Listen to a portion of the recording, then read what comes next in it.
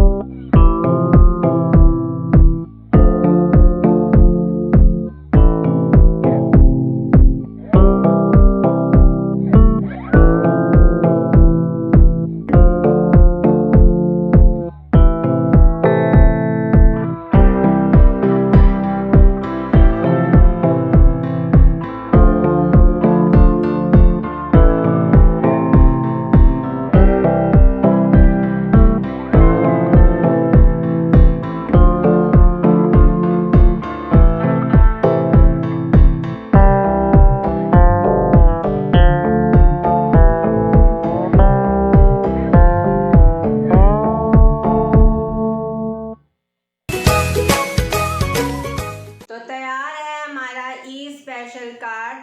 तो अगर आपको इस ईद स्पेशल कार्ड की वीडियो अच्छी लगी है तो मेरी वीडियो को लाइक करें, इसे शेयर करें और मेरे चैनल को सब्सक्राइब करें और नीचे दिए गए बेल आइकन को दबाना मत भूलें। इससे आने वाली मेरी हर नई वीडियो सबसे पहले आप तक पहुंचेगी। और अगर आप ये कार्ड बनाने के बाद इसकी पिक्चर मेरे साथ शेयर करना चाहते हैं तो आप the Farooq academy Facebook page के ज़रिए मेरे साथ पिक्चर शेयर कर सकते हैं। अल्लाह हाफिज़।